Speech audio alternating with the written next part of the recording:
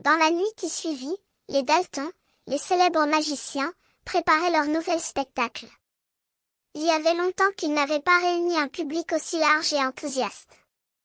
Les murs de leur salle de spectacle, somptueusement décorés, semblaient vibrer d'excitation. Les Dalton, en tenue noire, s'activaient dans les coulisses, vérifiant les derniers détails de leur numéro.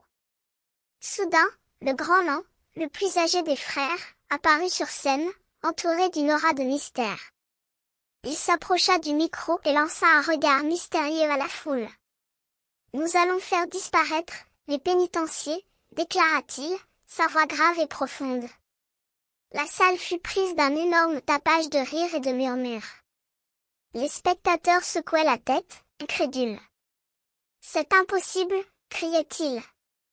Mais les Dalton ne se laissaient pas démonter. Le grand nain tourna son attention vers un petit chien qui se tenait à ses côtés. « Il est stupide, mais il est le témoin de nos pouvoirs, expliqua-t-il, en caressant l'animal. » Soudain, les lumières de la salle s'assombrirent et le public fut plongé dans une ambiance sombre. Les Dalton sortirent des coulisses, armés de leurs baguettes magiques. « Nous allons faire disparaître les pénitenciers, » répéta le grand nain, cette fois-ci avec une sérieuse conviction. La magie commença.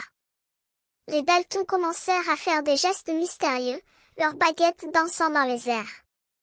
Les spectateurs échangeaient des regards étonnés.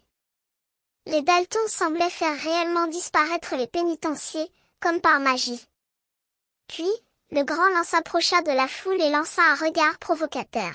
« Vous voulez des saucisses ? Oh, des saucisses !» Les spectateurs éclatèrent de rire.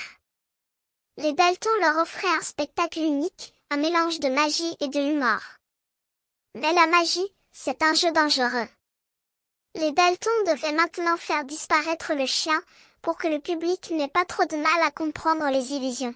« Il me faut un public, pas de magie sans public, » expliqua le grand nain. La salle fut plongée dans le noir et les Dalton sortirent des coulisses, l'air de rien. Mais le chien, mystérieusement, avait disparu. Le public hurlait de rire et les Dalton, satisfaits, leur offraient un troisième numéro, encore plus étonnant que les précédents. En fin de compte, les Dalton avaient réussi à faire disparaître les pénitenciers, et même le chien. Mais c'était-il vraiment magie? Ou était-ce juste un spectacle, conçu pour amuser et étonner? Les spectateurs en discutaient encore, longtemps après la fin du spectacle, sous les étoiles, en évitant de trop réfléchir à la nature réelle de la magie.